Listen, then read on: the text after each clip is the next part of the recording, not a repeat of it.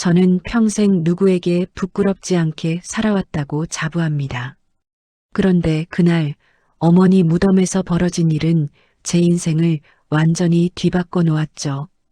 72년을 살면서 이런 일을 당할 줄은 정말 몰랐습니다. 지금 생각해도 소름이 돋아요. 영상 시청 전 구독과 좋아요 눌러주세요. 행복한 장여사를 찾아주신 고마운 분들께 기쁨과 행복이 가득하시길 바랍니다. 저는 박상호라고 합니다. 평생 버스 기사로 일했죠. 새벽 5시에 일어나서 밤늦게 집에 들어오는 생활을 40년 가까이 했어요.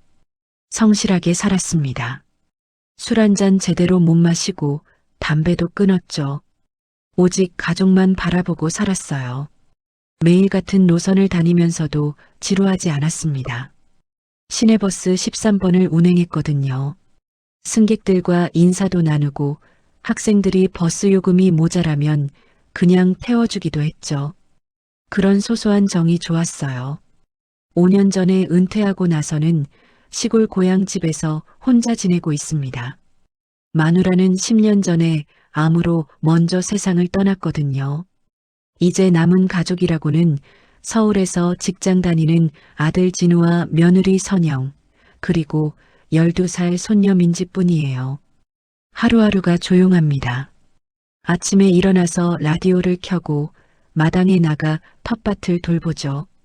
점심때는 혼자 밥을 먹고 오후에는 동네를 산책하거나 마을회관에서 바둑을 둡니다.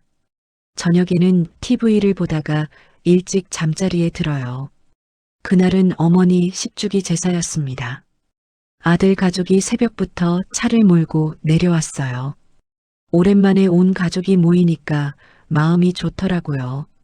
집안이 다시 살아난 것 같았습니다. 아버지, 얼굴이 많이 야위셨네요. 선영이 걱정스러운 표정으로 말했어요. 며느리지만 정말 착한 여자입니다. 가끔 까칠한 면이 있긴 하지만 그래도 저를 잘 챙겨주죠. 괜찮다, 괜찮아. 혼자 사는 게 이제 익숙해졌어. 저는 괜찮다고 했지만 사실 요즘 들어 혼자 있는 시간이 너무 길게 느껴져요. 특히 밤이 되면 적막함이 온몸을 휘감습니다. 마누라가 그리울 때가 많아요. 할아버지, 저 진짜 보고 싶었어요. 민지가 달려와서 제 품에 안겼습니다. 손녀 보는 맛에 사는 것 같아요. 아이의 따뜻한 체온이 느껴지니까 마음이 포근해졌죠. 제사 준비는 금세 끝났어요. 요즘 세상이 많이 바뀌어서 옛날처럼 복잡하게 하지 않거든요. 간단하게 어머니가 좋아하시던 음식들로만 차렸습니다. 나물 몇 가지와 생선, 과일 정도였죠. 할아버지, 증조할머니는 어떤 분이셨어요? 민지가 호기심 가득한 눈으로 물었어요. 아이들은 참 순수합니다. 죽은 사람에 대해서도 마치 살아있는 사람 이야기하듯 자연스럽게 묻죠. 착하고 정이 많은 분이셨단다. 할아버지를 정말 사랑해 주셨어. 어머니 생각이 나니까 가슴이 먹먹해졌어요. 90세까지 사시다가 돌아가셨는데 마지막까지도 저 걱정만 하셨거든요. 혼자 남겨질 제가 걱정되신다고 하셨죠. 어머니는 평생 고생만 하셨습니다. 아버지가 일찍 돌아가신 후에 홀로 3남매를 키우셨어요. 새벽부터 밤늦게까지 남의 집 일도 하고 밭일도 하셨죠. 그런 어머니 덕분에 저희가 굶지 않고 자랄 수 있었습니다. 제사를 지내고 나서 온 가족이 함께 산소로 올라갔어요. 10월 말이라 단풍이 정말 곱더라고요. 붉은 단풍잎들이 바람에 흩날리는 모습이 아름다웠습니다. 어머니도 이런 가을 풍경을 참 좋아하셨는데 싶어 마음이 아팠죠. 산길을 오르면서 민지가 제잘제잘 이야기했어요. 할아버지, 산이 정말 예뻐요. 증조할머니도 여기서 기분 좋으실 것 같아요. 그러게 민지야. 할머니가 좋은 곳에 계시는구나. 그런데 산소 근처에 도착했을 때 민지가 갑자기 소리쳤습니다. 할아버지, 여기 이상한 게 있어요. 아이가 가리킨 곳을 보니까 낡은 머리핀 하나가 떨어져 있었어요. 여자가 쓰는 그런 장신구 말입니다. 은색이었는데 많이 낡아 보였죠. 별거 아닌 것 같았는데 왜인지 기분이 이상하더라고요. 그냥 누가 떨어뜨린 거겠지. 진우가 대수롭지 않게 말했지만 저는 그 머리핀을 주워서 주머니에 넣었어요. 뭔가 그냥 버리면 안 될 것 같은 느낌이었거든요. 손에 잡히는 순간 왠지 모를 떨림이 느껴졌습니다. 성묘를 마치고 집으로 돌아오는 길에 민지가 또 한 번 이상한 말을 했어요. 엄마, 증조할머니 산소에서 냄새가 좀 이상했어요. 무슨 냄새? 선영이 물어봤지만 민지는 고개를 갸우뚱할 뿐이었습니다. 아이들은 어른보다 감각이 예민하다고 하죠. 그때는 몰랐지만 그 말이 모든 사건의 시작이었어요. 그날 밤 아들 가족을 서울로 보내고 혼자 남은 저는 잠이 오지 않았습니다.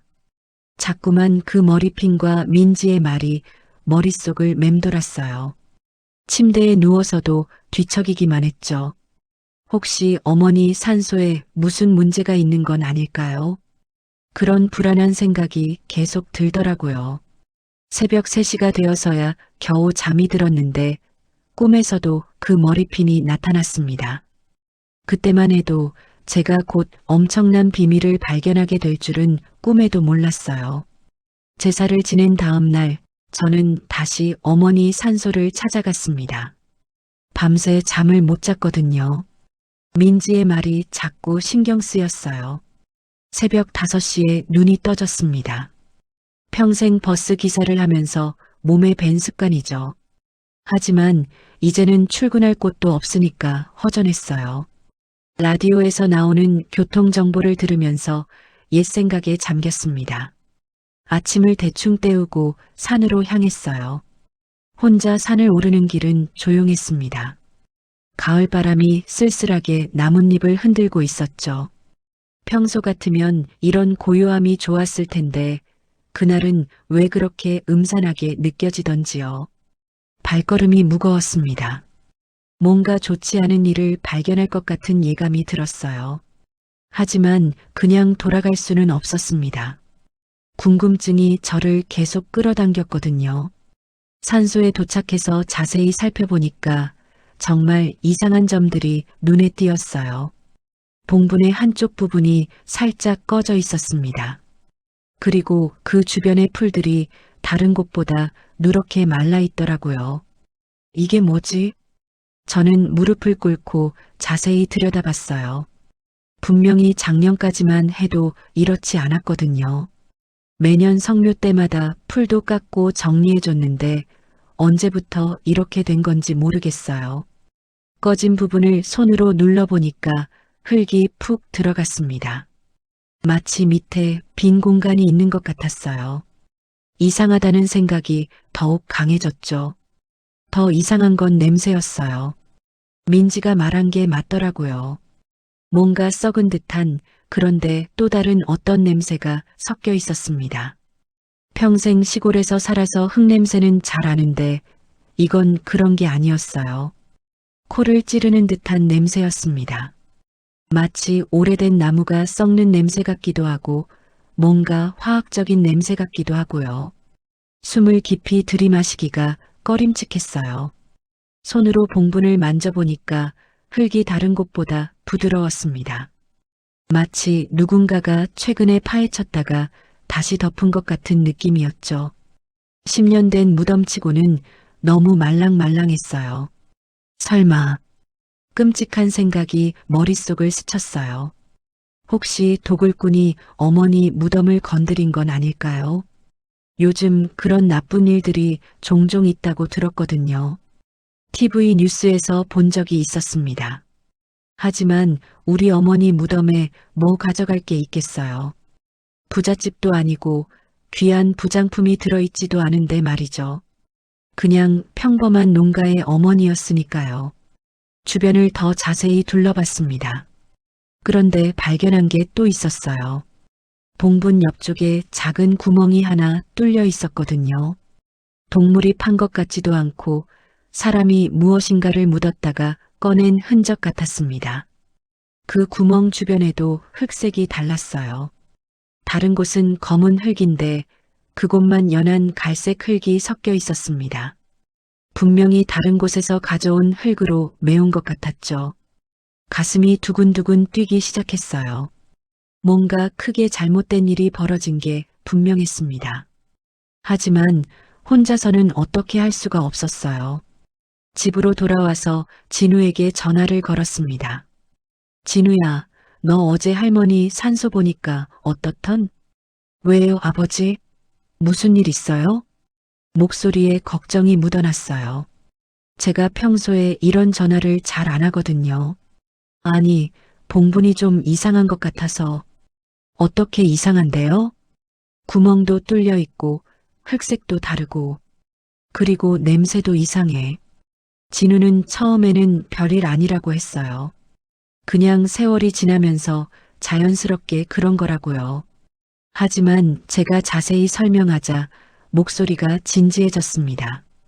그럼 이장을 해보시는 게 어떨까요? 어차피 할머니 돌아가신 지도 10년 됐고, 이장. 생각해보니 그것도 방법이었어요. 어머니를 더 좋은 곳으로 모셔드리는 것도 효도죠. 그리고 뭔가 문제가 있다면 그때 확인할 수 있을 거고요. 그래, 그렇게 하자. 좋은 곳을 알아봐라. 네, 알겠어요. 제가 업체도 알아보고 좋은 날짜도 잡을게요. 전화를 끊고 나니까 마음이 조금 편해졌어요. 하지만 여전히 불안한 기분은 가시지 않았습니다. 그날 저녁 저는 오랫동안 어머니 영정 앞에 앉아 있었어요. 어머니, 제가 뭔가 잘못된 걸 느끼고 있습니다. 혹시 불편한 일이 있으시면 꿈에라도 나타나세요. 영정 속 어머니는 온화하게 웃고 계셨지만 왠지 평소보다 슬퍼 보였어요. 착각인지도 모르겠지만 뭔가 말씀하고 싶어 하시는 것 같았습니다. 그런데 정말 신기한 일이 일어났어요. 그날 밤 꿈에 어머니가 나타나셨거든요. 평소보다 표정이 어둡더라고요. 상호야, 엄마가 혼자가 아니야. 네, 무슨 말씀이세요? 꿈속에서도 저는 당황했어요. 어머니 목소리가 떨리고 계셨거든요. 누군가 같이 있어. 그런데 그분이 누군지 모르겠어. 누가 함께 계신다고요? 모르겠어, 상호야. 그냥 혼자가 아니야. 누군가 나와 함께 잠들어 있어. 꿈에서 깬 저는 온몸이 식은땀으로 젖어 있었어요. 심장이 빠르게 뛰고 있었죠. 단순한 꿈일 수도 있지만 너무 생생했습니다. 어머니의 목소리, 표정, 모든 게 실제 같았어요. 시계를 보니까 새벽 3시였습니다. 다시 잠들기는 어려웠어요. 어머니 말씀이 계속 머릿속을 맴돌았거든요. 누군가 함께 있다니 그게 무슨 말씀일까요? 혹시 정말로 누군가가 어머니와 함께 묻힌 건 아닐까요? 그런 끔찍한 상상이 머릿속을 지배했습니다. 다음 날 아침 저는 이장을 결심했어요. 더 이상 이런 불안함 속에서 살 수는 없었거든요. 어머니도 편히 쉬셔야 하고 제 마음도 편해져야 했으니까요. 마을의 이장 전문 업체에 연락을 했습니다. 사장이 와서 산소를 보더니 고개를 갸우뚱하더라고요. 어르신, 이 무덤 상태가 좀 이상하네요. 어떻게 이상한가요?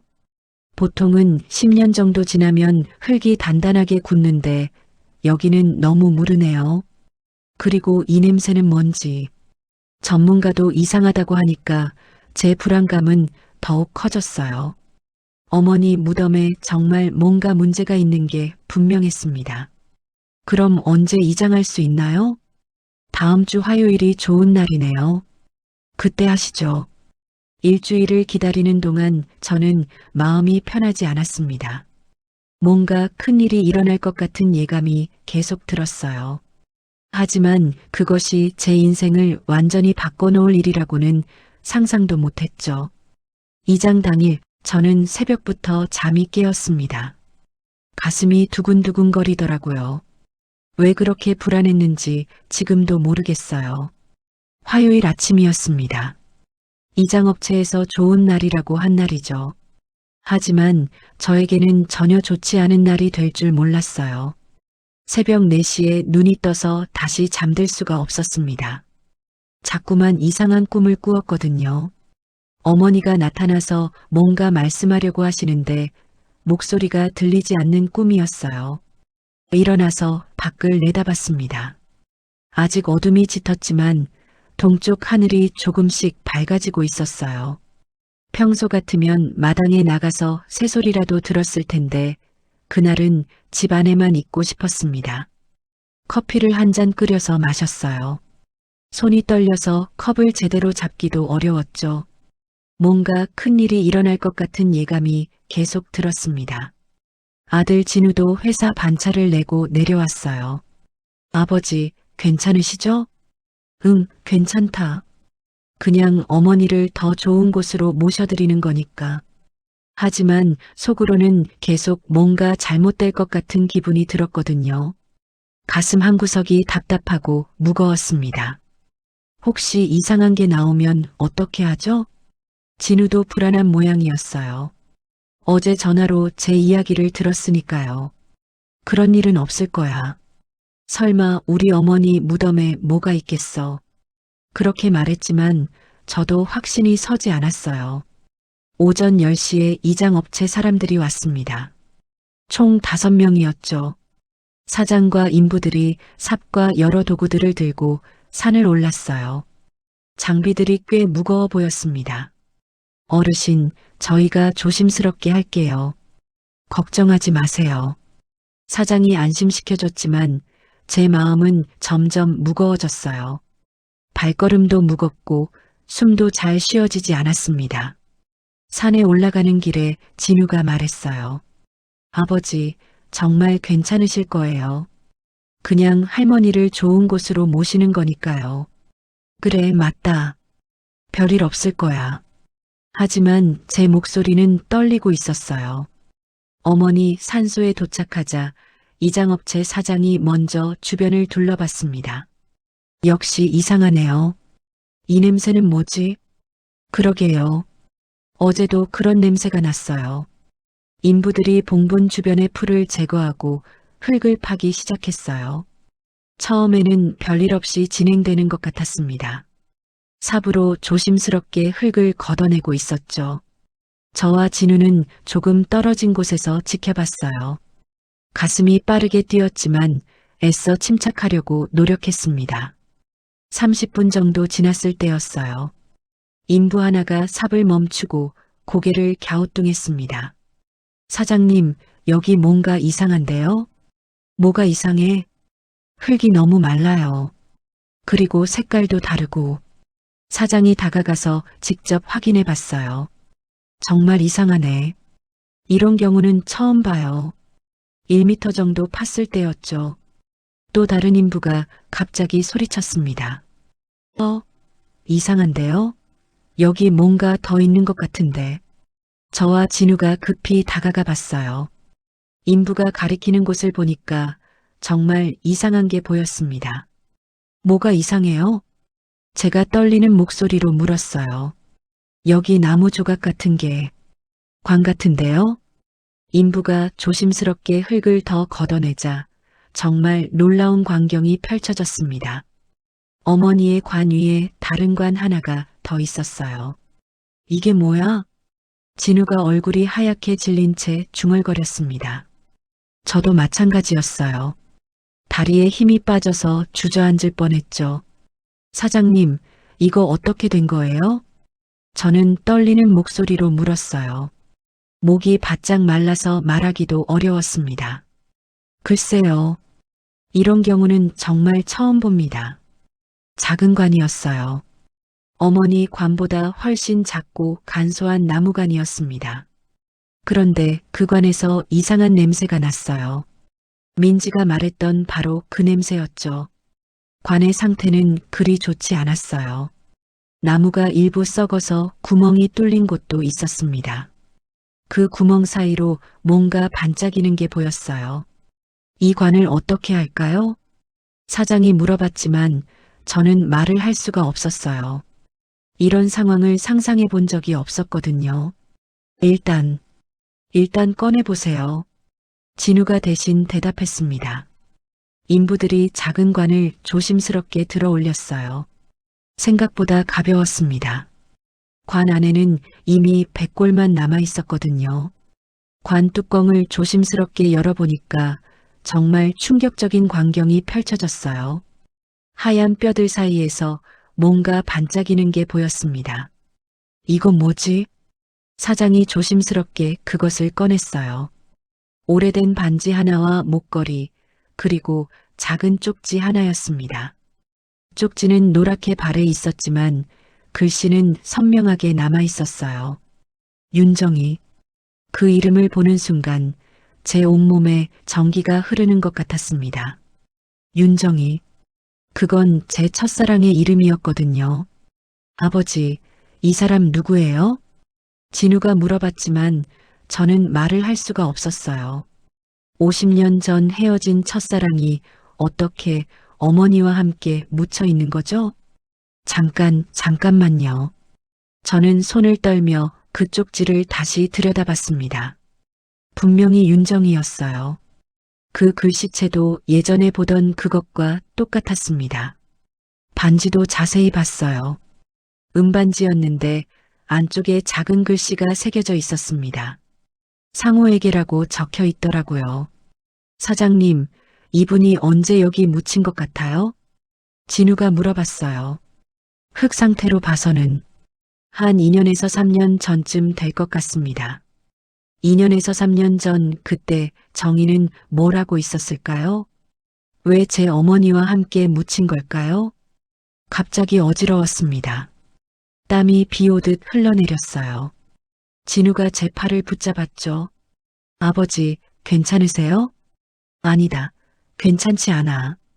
이게 대체 어떻게 된 일이야? 저는 그날 오후 내내 정신을 못 차렸습니다. 50년 전 사라진 첫사랑이 제 어머니와 함께 묻혀 있다니. 이런 일이 현실에서 일어날 수 있나요? 하지만 이건 시작에 불과했어요. 정말 놀라운 진실은 따로 있었거든요. 그날 밤 저는 한잠도 잘 수 없었습니다. 윤정이. 그 이름만 떠올려도 가슴이 아팠어요. 1973년 제가 25살이었을 때입니다. 정희는 마을 이장님 딸이었죠. 22살의 아름다운 처녀였어요. 그때 저는 어머니와 함께 작은 초가집에서 살았습니다. 아버지가 일찍 돌아가신 후라 집안 형편이 무척 어려웠어요. 하루 종일 남의 집 일을 해도 끼니를 때우기 힘들었죠. 어머니는 새벽부터 밤늦게까지 일하셨어요. 빨래도 해주고 농사일도 거들어 주시고 품삯을 받아서 저희를 먹여 살리셨습니다. 그런 어머니를 보면서 자랐기 때문에 저도 일찍부터 일을 시작했어요. 처음 정희를 본 건 마을 축제 때였습니다. 하얀 한복을 입고 춤추는 모습이 정말 예뻤어요. 마치 선녀 같았죠. 다른 처자들과는 뭔가 달랐습니다. 정희는 키가 크고 날씬했어요. 긴 머리를 뒤로 곱게 빗어 넘긴 모습이 우아했죠. 그리고 웃을 때마다 눈이 초승달처럼 휘어졌습니다. 그 모습이 너무 예뻐서 한참을 바라봤어요. 저 처자가 누구냐? 친구에게 물어보니 윤 이장님 딸이라고 하더라고요. 이장님 댁은 마을에서 가장 부유한 집 중 하나였습니다. 저희 같은 가난한 집안과는 하늘과 땅 차이였죠. 그날부터 저는 정희만 생각했어요. 일을 하다가도 문득문득 정희 얼굴이 떠올랐습니다. 그렇게 한 달을 보냈죠. 우연히 정희와 말을 하게 된 건 한 달 후였어요. 시장에서 장을 보다가 마주쳤거든요. 정희가 어머니와 함께 나무를 사고 있었습니다. 안녕하세요. 정희가 먼저 인사를 했어요. 목소리가 종소리처럼 맑더라고요. 저는 너무 떨려서 얼굴이 빨갛게 달아올랐습니다. 아, 네. 안녕하세요. 저는 너무 떨려서 제대로 말도 못했어요. 그런 제 모습이 우스웠는지 정희가 웃었죠.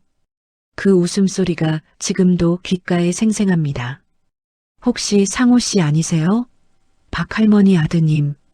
정희가 제 이름을 알고 있다는 게 신기했어요. 저는 그냥 평범한 농가 아들인데 이장님 딸이 저를 안다니요. 네, 맞습니다. 어떻게 아셨어요? 어머님께서 말씀하셨어요. 효자라고 소문났다면서요. 그 말을 듣고 기분이 좋아졌어요. 어머니 자랑을 들으니까 가슴이 뿌듯했습니다. 그 후로 우리는 자주 만났어요. 강가에서 산책도 하고 뒷산에 올라가 이야기도 나눴죠. 정희는 정말 순수하고 착한 여자였습니다. 상호 씨는 꿈이 뭐예요? 어느 날 정희가 물었어요. 우리는 강변에 앉아서 해지는 모습을 보고 있었습니다. 꿈이라 별거 없어요. 그냥 성실하게 살고 싶어요. 어머니 모시고 나중에 가족 부양하고요. 저는 상호 씨 같은 사람과 결혼하고 싶어요. 화려하지 않아도 진실한 사람 말이에요. 그때 정희의 말이 제게는 프로포즈나 다름없었어요. 저도 정희와 결혼하고 싶었거든요. 마음속으로는 벌써 계획을 세우고 있었습니다. 정희와 함께 보낸 시간들은 정말 행복했어요. 손을 잡고 산길을 걸으면 세상에 부러울 게 없었습니다. 가난해도 사랑만 있으면 된다고 생각했죠. 하지만 현실은 달랐습니다. 정희 아버지가 저를 사위로 인정하지 않았어요. 어느 날 정희가 울면서 찾아왔습니다. 상호야, 미안하다. 우리 아버지가 너를 반대하신다. 왜요? 제가 뭘 잘못했나요? 집안이 안 맞는다고. 그리고 너무 가난하다고. 정희의 집은 마을에서 가장 부유한 집 중 하나였어요. 반면 저희 집은 정말 가난했죠. 하루 세끼 먹기도 어려운 형편이었습니다. 그래도 사랑하면 되는 거 아니에요? 상호 씨, 저도 그렇게 생각해요. 하지만 부모님 말씀을 거역할 수는 없어요. 그때는 그런 시대였어요. 부모가 반대하면 자식이 어쩔 수 없었습니다. 지금처럼 자유연애 결혼이 일반적이지 않았거든요. 결국 정희는 다른 남자와 결혼하게 됐습니다. 서울에서 공무원 하는 남자였어요. 집안도 좋고 학벌도 좋은 사람이었죠. 정희 아버지가 직접 정한 신랑이었습니다. 정희가 결혼하는 날을 저는 평생 잊을 수 없어요. 마을 전체가 축제 분위기였습니다. 큰 잔치였거든요. 저는 멀리서 그 모습을 지켜봤어요. 하얀 원삼을 입은 정희가 너무 아름다웠습니다. 하지만 표정이 밝지 않더라고요. 웃고는 있었지만 눈에서는 슬픔이 느껴졌어요. 그날 밤 저는 산에 올라가 술을 마셨습니다. 혼자서 소주 한 병을 다 마셨어요. 살면서 그렇게 아픈 적이 없었습니다. 가슴에 구멍이 뚫린 것 같았죠. 정희야, 행복해라. 나는 너를 잊을게. 그게 제가 정희에게 한 마지막 말이었어요. 물론 혼자서 한 말이었지만요. 그 후 저도 2년 뒤에 결혼했습니다. 마누라는 옆 동네 처녀였는데 착하고 현실적인 여자였어요. 사랑보다는 서로 의지하며 살았죠. 결혼하고 나서는 정의 생각을 안 하려고 노력했어요. 버스 운전에만 매달렸습니다. 가족을 위해 열심히 돈을 벌었죠. 새벽부터 밤늦게까지 일했어요. 가끔 마을에서 정의 소식을 들었어요. 서울에서 잘 살고 있다더라. 남편이 승진했다더라. 그런 이야기들이었죠. 하지만 자식 소식은 들리지 않았어요. 정희는 아이가 없나 봐. 응, 벌써 결혼한 지 10년이 넘었는데. 제 마음 한구석에서는 정희를 걱정하는 마음이 있었습니다. 자식이 없으면 얼마나 외로울까 싶어서요.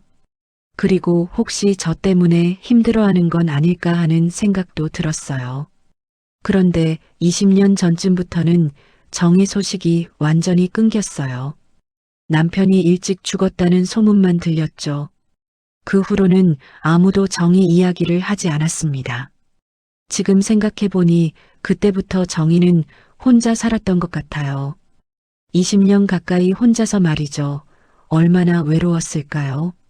저는 그래도 마누라와 아들이 있었는데 정희는 정말 혼자였을 거예요. 그런 정희가 왜 제 어머니와 함께 묻힌 걸까요? 도대체 무슨 일이 있었던 걸까요? 다음 날 아침 저는 마을의 오래된 친구 김도연에게 전화를 걸었습니다. 도연이는 제 동갑내기로 어릴 때부터 중마고우였어요. 도연아, 나야. 상우다. 아, 상우야. 웬일이야? 너 혹시 윤정의 소식 들은 거 있어? 전화기 너머로 잠깐 침묵이 흘렀습니다. 그리고 도연이 한숨을 크게 내쉬더라고요. 상우야, 너 그걸 왜 묻냐? 그냥 궁금해서. 정희는 3년 전에 죽었어. 요양원에서. 그 말을 듣는 순간 제 다리에 힘이 빠졌어요. 정희가 3년 전에 세상을 떠났다니. 그리고 요양원에서. 어떤 요양원이야? 시내에 있는 사랑요양원. 거기서 혼자 외롭게 지내다가 저는 전화를 끊고 곧바로 그 요양원으로 향했습니다. 뭔가 확인해야 할 것이 있었거든요. 사랑요양원은 시내에서 조금 떨어진 곳에 있었어요. 깔끔하게 지어진 3층 건물이었죠. 접수 데스크에서 간호사에게 물어봤습니다. 죄송한데요, 3년 전에 여기 계셨던 윤정이라는 분 아세요? 간호사가 컴퓨터를 확인해 보더니 고개를 끄덕였어요. 네, 기억해요. 혼자 오셔서 2년 정도 계셨거든요. 혹시 돌아가시기 전에 특별한 말씀 같은 거 하셨나요? 송미경 간호사가 그분을 주로 돌봤는데 지금 점심시간이네요. 잠깐 기다려보세요. 30분 후 50대 중반의 친절해 보이는 여자가 나타났습니다. 송미경입니다. 윤정이 할머니 이야기 들으러 오셨다고요? 네, 저는 박상우라고 합니다. 정희와 옛날에 아는 사이였어요. 송미경 간호사의 표정이 갑자기 밝아졌습니다. 혹시 상우 씨세요? 정희 할머니가 자주 말씀하셨거든요. 네, 저를 말씀하셨다고요? 네, 돌아가시기 전 마지막 며칠 동안 계속 상우 씨 이야기만 하셨어요.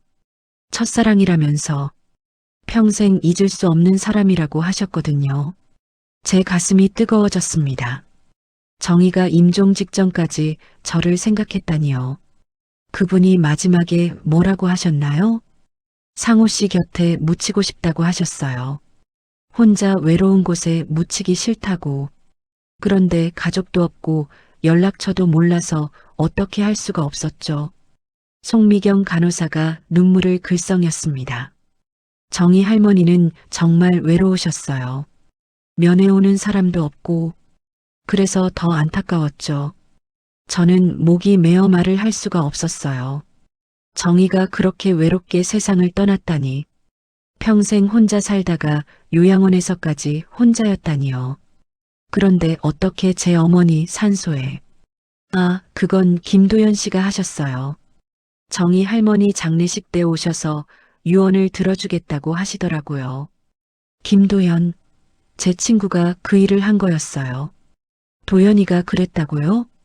네, 정희 할머니가 돌아가신 후에 찾아오셔서 사정을 다 들으셨죠. 그리고 며칠 후에 할머니를 모셔갔어요. 저는 급히 요양원을 나와 도연이에게 전화를 걸었습니다. 도연아, 지금 당장 만나자. 왜? 무슨 일이야? 정희 이야기야. 내가 한 일 다 알고 있어. 또 침묵이 흘렀습니다. 그리고 도연이 한숨을 내쉬며 말했어요. 그래, 만나자. 카페로 와. 30분 후 마을 유일한 카페에서 도연이를 만났습니다. 평소보다 얼굴이 어둡더라고요. 상호야, 미안하다. 왜 미안해? 내가 뭘 잘못했어? 정희를 내 어머니와 합장시킨 거 말이야. 도연이가 고개를 떨궜습니다.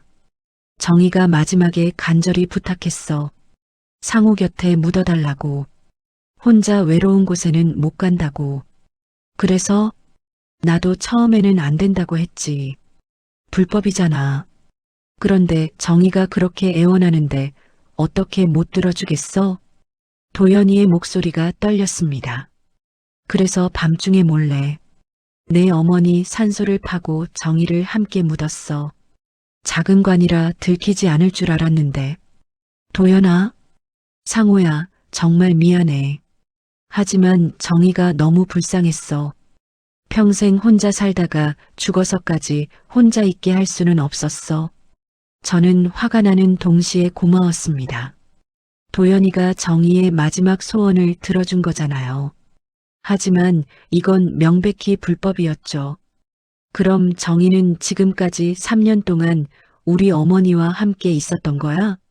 그래. 내가 성묘할 때마다 정희도 함께 있었어. 너도 모르게 말이야. 그 말을 듣고 소름이 돋았습니다. 제가 어머니께 인사드릴 때마다 정희도 함께 듣고 있었다는 거잖아요. 정희가 뭐라고 했어? 마지막에? 너를 정말 사랑했다고 했어. 평생 잊은 적이 없다고. 그리고 죽어서라도 내 곁에 있고 싶다고. 제 눈에서 눈물이 흘러내렸습니다. 50년 만에 흘리는 정의에 대한 눈물이었어요. 집으로 돌아와서 진우에게 모든 사실을 말했습니다. 도연이가 한 일, 정의의 유언, 그리고 50년 전 우리의 사랑 이야기까지 다 털어놨어요. 진우는 처음에는 믿을 수 없다는 표정이었어요. 그러다가 점점 얼굴이 굳어지더라고요. 아버지, 이게 말이 돼요? 진우가 얼굴을 붉히며 소리쳤습니다. 평소에 목소리를 높이지 않는 아들이 그렇게 화를 내는 걸 본 적이 없었어요. 이건 명백한 불법이에요. 무단으로 남의 무덤을 파고 시신을 묻다니. 진우야, 목소리 좀 낮춰라. 낮출 수가 없어요. 이런 일을 그냥 넘어갈 수는 없다고요. 진우는 정말 화가 난 것 같았어요. 법을 어긴 일이니까 당연한 반응이었죠. 회사에서 일하는 사람이니까 더욱 그럴 거예요.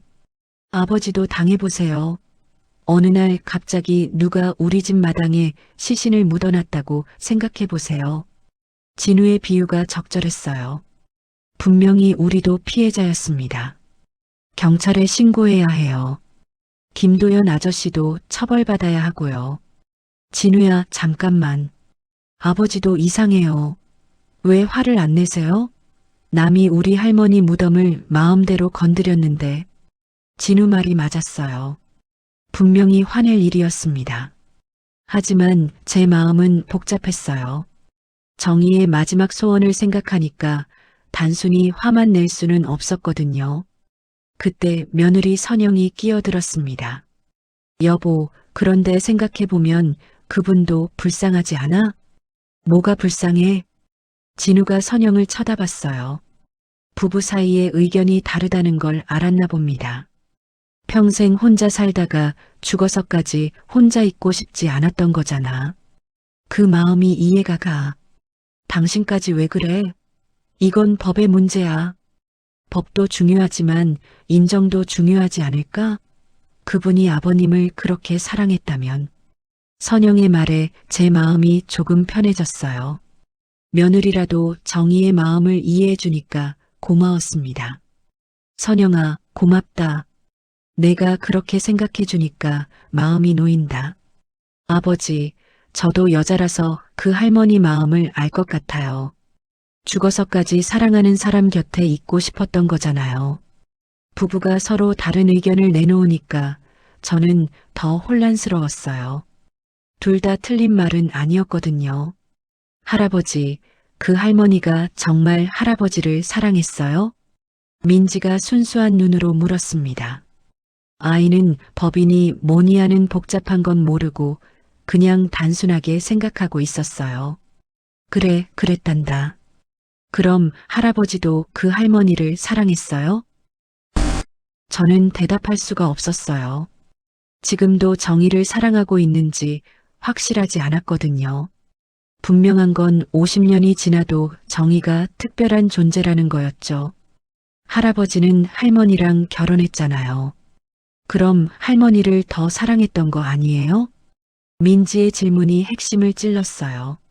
저는 마누라와 결혼해서 행복하게 살았습니다. 그럼 정의는 뭐였을까요? 민지야, 사랑에는 여러 가지가 있단다. 할머니에 대한 사랑과 정의 할머니에 대한 사랑은 다른 거야. 어떻게 달라요? 글쎄다. 할아버지도 잘 모르겠어. 정말 모르겠었어요. 어떻게 설명해야 할지. 아버지, 지금이라도 경찰에 신고하세요. 이런 일을 그냥 넘어가면 안 돼요. 진우가 계속 주장했습니다. 아들 입장에서는 당연한 말이었어요. 그럼 도연이는 어떻게 돼? 그건 어쩔 수 없죠. 법을 어겼으니까 처벌받아야 해요. 도연이가 처벌받는 걸 생각하니까 마음이 아팠습니다. 친구가 정의의 마지막 소원을 들어주려다가 범죄자가 되는 거잖아요. 하지만 여보, 그 아저씨도 좋은 마음으로 한 일이잖아. 선영이 다시 끼어들었어요. 좋은 마음이라고 해서 불법이 정당화되는 건 아니야. 그렇긴 하지만 당신은 왜 자꾸 그 할머니 편을 들어? 진우가 조금 흥분하기 시작했어요. 부부가 다투는 모습을 보니까 제가 괜한 일을 벌인 것 같았습니다. 편을 드는 게 아니라 그냥 인간적으로 이해가 간다고. 이해? 우리 할머니 무덤을 함부로 건드린 걸 이해한다고? 진우야, 그만해라. 제가 말렸지만 진우는 계속 흥분했어요. 아버지, 이건 우리 가족의 문제예요. 외부 사람이 우리 가족 무덤에 무단으로 시신을 묻었다고요. 알겠다, 알겠어. 하지만 하루만 더 생각해보자. 하루요? 더 생각할 게 뭐가 있어요? 제발 하루만. 그날 밤 우리 가족은 각자 다른 방에서 잤습니다. 집안 분위기가 정말 무거웠어요. 오랜만에 가족이 모였는데 이런 일로 다투게 되다니. 저는 잠이 오지 않아서 마루에 나와 앉았습니다. 별이 참 많이 보이는 밤이었어요. 정희도 저와 같은 하늘을 바라보고 있을까 생각했죠. 새벽 2시쯤 선영이 나와서 제 옆에 앉았습니다. 아버지, 잠 안 오세요? 응, 너도? 네, 계속 생각이 나서요. 선영이 한참 뜸을 들이더니 말했어요. 아버지, 제 생각에는 그 할머니 마음을 헤아려 드리는 게 맞는 것 같아요. 그래. 평생 사랑한 사람 곁에 있고 싶어 하는 마음을 누가 뭐라고 하겠어요? 저도 죽으면 우리 가족 곁에 묻히고 싶을 것 같은데. 선영의 말에 제 마음이 조금 편해졌습니다. 며느리가 정희의 마음을 이해해 주니까 고마웠어요. 하지만 진우 말도 맞아. 이건 분명 법을 어긴 일이야. 그럼 어떻게 하시려고요? 저는 한참 고민하다가 결심을 말했습니다. 정희를 따로 모시는 게 좋겠어. 어머니와 분리해서 새로운 묘를 만들어 드리자. 그게 좋겠네요. 그럼 법적 문제도 해결되고 그 할머니도 제대로 모실 수 있고요. 그리고 경찰 신고는 하지 않을 거야. 그게 좋을 것 같아요. 그 아저씨가 나쁜 마음으로 한 게 아니니까요. 다음 날 아침 저는 진우에게 제 결정을 말했습니다. 정희를 어머니와 분리해서 새로운 묘에 모실 거다. 그럼 경찰 신고는 하지 않을 거야. 대신 정희를 정성껏 모셔드리겠어. 진우가 한숨을 내쉬었지만 더 이상 반대하지는 않았어요. 아마 제 마음을 이해해 준 것 같았습니다. 알겠어요, 아버지. 아버지가 그렇게 하고 싶으시면. 고맙다, 진우야. 아버지를 이해해줘서. 대신 앞으로는 이런 일이 없어야 해요. 물론이지. 다시는 이런 일은 없을 거야. 그렇게 우리 가족의 갈등은 일단락됐습니다. 하지만 이제 정희를 어떻게 모실지 결정해야 했어요. 정희를 위한 새로운 묘자리를 찾는 일부터 시작했습니다. 어머니 산소에서 그리 멀지 않은 곳에 좋은 자리가 있더라고요. 다음 날 아침 일찍 저와 진우는 함께 산에 올라갔어요. 어디에 정희를 모실지 정해야 했거든요. 아버지, 저기는 어때요? 진우가 가리킨 곳은 어머니 산소에서 50m 정도 떨어진 곳이었어요. 경사가 완만하고 양지 바른 곳이었습니다. 여기가 어때, 아버지? 진우가 물어봤습니다. 남양이고 경치도 좋은 곳이었어요. 멀리 마을이 내려다 보이고 앞으로는 작은 개천이 흘렀죠. 좋다. 정희가 여기서 편히 쉴 수 있을 것 같아. 그럼 여기로 정하죠. 진우도 이제는 정희를 그 할머니가 아니라 이름으로 부르고 있었어요. 마음이 조금 누그러진 것 같았습니다. 묘자리가 정해지자 이장 준비를 시작했습니다. 이번에는 가족들이 모두 함께 했어요. 선영도 민지도 와서 도왔죠. 할아버지, 정희 할머니는 어떤 분이셨어요? 민지가 물어봤어요. 아이는 정희에 대해 궁금한 게 많은 것 같았습니다. 착하고 예쁜 분이셨단다. 할아버지가 젊었을 때 좋아했던 분이야. 그럼 정희 할머니도 할아버지를 좋아했어요? 그럼 많이 좋아해 주셨지. 왜 결혼 안 했어요?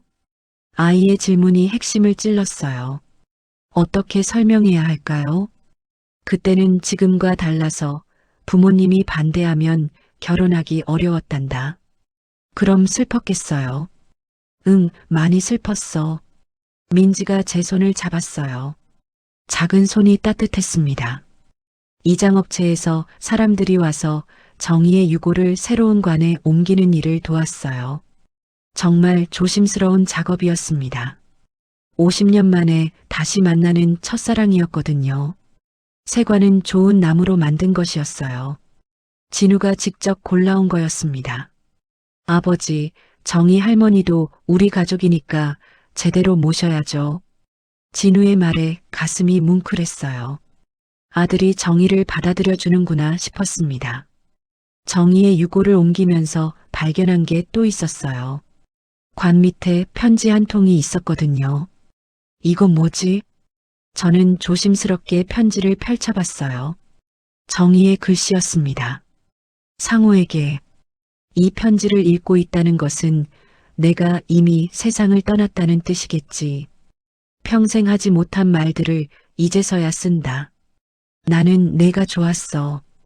50년이 지났지만 여전히 좋아해. 다른 사람과 결혼했지만 내 마음은 항상 너에게 있었어. 미안해, 상호야. 용기가 없어서 부모님 말씀을 거역하지 못했어. 그때 좀 더 용감했다면 우리가 함께 살 수 있었을 텐데. 고마워, 상호야. 내가 있어서 내 인생이 아름다웠어. 비록 함께하지 못했지만 내 덕분에 사랑이 뭔지 알았어. 내 어머니 곁에서 영원히 너를 지켜볼게. 언젠가 우리가 다시 만날 때까지. 사랑해, 상호야. 정희가 편지를 읽는 동안 눈물이 나왔어요. 정희의 마음이 그대로 전해졌거든요. 할아버지, 우세요? 민지가 걱정스럽게 물었어요. 아니야, 민지야. 할아버지는 괜찮아. 하지만 정말로는 괜찮지 않았어요. 가슴이 아팠습니다. 새로운 묘를 만드는데 사흘이 걸렸습니다. 돌도 좋은 것으로 골라서 비석도 정성껏 만들었어요. 고인 윤정이지며 비석에 새긴 글씨를 보니까 가슴이 뭉클했습니다. 이제야 정희가 제대로 된 무덤을 갖게 된 거예요. 할아버지, 정희 할머니가 좋아하실 것 같아요. 민지가 말했어요. 그럼 정희도 기뻐할 거야. 장례식은 간소하게 치렀습니다. 저와 가족들, 그리고 도연이와 요양원 간호사 송미경 씨가 참석했어요. 정희야, 이제 편히 쉬어라. 제가 상주가 되어 절을 올렸습니다. 50년 만에 정희에게 하는 정식 인사였어요. 송미경 간호사가 꽃을 바치며 말했습니다. 정희 할머니, 이제 외롭지 않을 거예요. 사랑하는 사람이 이렇게 정성껏 모셔드리니까요. 정희 할머니, 안녕하세요. 저는 박민지예요. 민지도 작은 꽃다발을 놓았어요. 할아버지 손녀거든요. 앞으로 자주 놀러 올게요. 아이의 순수한 말에 모든 사람이 눈물을 글썽였습니다. 마지막으로 도연이가 절을 올렸어요. 정희야, 미안하다. 내 소원을 제대로 들어주지 못해서. 하지만 상우가 이렇게 잘 모셔주니까 안심해라. 도연아, 고마웠어. 내가 정희의 마지막 소원을 들어줘서. 상우야, 정말 미안했어. 너한테 미리 말했어야 했는데. 아니야, 너도 어쩔 수 없었을 거야. 장례가 끝나고 저는 정희 무덤 앞에 혼자 앉았습니다. 정희야, 50년 만이구나. 그동안 어떻게 살았니? 바람이 불어와 나뭇잎을 흔들었어요. 마치 정희가 대답하는 것 같았죠. 나도 힘들었어. 너 없이 사는 게 쉽지 않더라. 하지만 가족들 때문에 버텼지. 저는 한참 동안 정희와 이야기를 나눴습니다. 물론 혼자서 하는 이야기였지만 정희가 듣고 있는 것 같았어요. 이제 가끔 와서 이야기하자. 외롭지 않게 해줄게. 해가 지기 시작했습니다. 저는 정희에게 마지막 인사를 하고 집으로 돌아왔어요. 그날 밤 진우가 제게 말했습니다. 아버지, 오늘 보니까 정말 그 할머니를 사랑하셨구나. 사랑이라. 글쎄다. 그냥 미안한 마음이 커. 미안한 마음? 평생 혼자 살게 만든 게 미안해서. 내가 더 용기 있었다면 정희와 결혼할 수도 있었을 텐데. 진우가 제 어깨를 두드렸습니다. 아버지도 어쩔 수 없었잖아요. 그때는 부모 말씀을 거역하기 어려운 시대였으니까. 그래도 이제라도 잘 모셔드리시면 되죠. 그 할머니도 기뻐하실 거예요. 진우의 말에 마음이 조금 편해졌습니다. 아들이 이해해주니까 고마웠어요. 아버지, 앞으로는 할머니와 정희 할머니 두 분 다 잘 모시세요. 그럼 둘 다 우리 가족이니까. 네, 이제 정희 할머니도 우리 가족이에요. 그날 밤 저는 오랜만에 깊이 잠들었습니다. 마음이 한결 가벼워졌거든요. 정희를 제대로 모셔드릴 수 있게 되어서 다행이었어요. 두 개의 사랑. 그 후 저는 매주 2번씩 산에 올라갔습니다. 어머니 산소와 정희 무덤을 번갈아 가며 찾아뵈었어요. 새로운 일상이 시작됐습니다. 화요일과 금요일, 일주일에 2번씩 산에 오르는 거였어요. 처음에는 힘들었지만 점점 익숙해졌습니다. 먼저 어머니께 인사를 드렸습니다. 어머니, 상우입니다. 건강히 잘 지내고 있어요. 어머니 산소는 여전히 정갈하게 정리되어 있었어요. 풀도 뽑아드리고 낙엽도 치워드렸습니다. 어머니, 정희를 잘 모시고 있어요. 걱정하지 마세요. 그리고 50m를 걸어가서 정희 무덤으로 향했죠. 두 무덤 사이의 거리는 불과 50m였어요. 서로 마주볼 수 있는 위치였습니다. 정희야, 오늘은 날씨가 참 좋다. 내가 좋아하던 가을이야. 정희 무덤에서는 더 오래 머물렀어요. 할 이야기가 많았거든요. 정희야, 너 편지 잘 받았어. 고마웠어. 나도 너를 많이 생각했어. 바람이 불면 정희가 대답하는 것 같았습니다. 나뭇잎이 바스락거리는 소리가 정희의 목소리 같았어요. 어느 날 민지가 함께 성묘를 갔습니다. 아이는 두 무덤 모두에게 정성스럽게 인사했어요. 할아버지, 이제 두 할머니가 친구가 되셨을까요? 그럴 거야. 둘 다 착한 분들이시니까. 증조 할머니가 정희 할머니한테 뭐라고 말씀하셨을까요? 민지의 상상력은 정말 대단했어요. 글쎄다. 아마 우리 상우 잘 부탁한다라고 하셨을걸? 민지가 깔깔 웃었습니다. 그럼 정희 할머니는 뭐라고 대답하셨을까요? 네, 평생 잘 지켜보겠습니다라고 했겠지. 그런 상상을 하니까 마음이 따뜻해졌어요. 어머니와 정희가 하늘에서 만나서 이야기를 나누고 있을 것 같았거든요. 겨울이 왔습니다. 첫눈이 내린 날 저는 두 무덤에 각각 꽃을 바쳤어요. 어머니, 정희야, 춥지 않니? 하얀 눈이 두 무덤을 덮고 있었습니다. 마치 따뜻한 이불을 덮어준 것 같았어요. 걱정하지 마라. 내가 자주 와서 눈도 치워줄 테니까. 바람이 세게 불었지만 마음은 따뜻했습니다. 이제 두 분 다 외롭지 않을 거라는 생각이 들었거든요. 봄이 되자 진우 가족이 또 내려왔습니다. 이번에는 두 무덤 모두에 성묘를 했어요. 할머니, 정희 할머니, 안녕하세요. 민지가 두 무덤에 각각 인사를 했습니다. 이제 정희도 우리 가족이 된 것 같았어요. 할아버지, 정희 할머니한테도 꼭 바쳐야 해요. 그럼 우리 민지가 정성껏 바쳐줘. 민지가 정희 무덤에 예쁜 꽃을 놓았어요. 어린 손으로 정성스럽게 정리하는 모습이 기특했습니다. 아버지, 마음이 많이 편해지셨어요? 선영이 물어봤습니다. 그래, 많이 편해졌어. 정희가 혼자 있지 않아서 안심이야. 그럼 됐네요. 사랑하는 사람들이 모두 편안한 곳에 계시니까. 선영의 말에 가슴이 뭉클했어요. 며느리가 이렇게 이해해 주니까 고마웠습니다. 그날 저녁 저는 오랜만에 깊이 잠들었습니다. 꿈에 어머니와 정희가 함께 나타났어요. 상우야, 고마워. 어머니가 말씀하셨습니다. 뭐가 고마우세요? 정희를 잘 돌봐줘서. 이 아이가 평생 너만 생각하며 살았어. 어머니. 정희가 저를 보며 웃었습니다. 50년 전 그 아름다운 미소 그대로였어요. 상우 씨, 이제 편해요. 사랑하는 사람들과 함께 있으니까.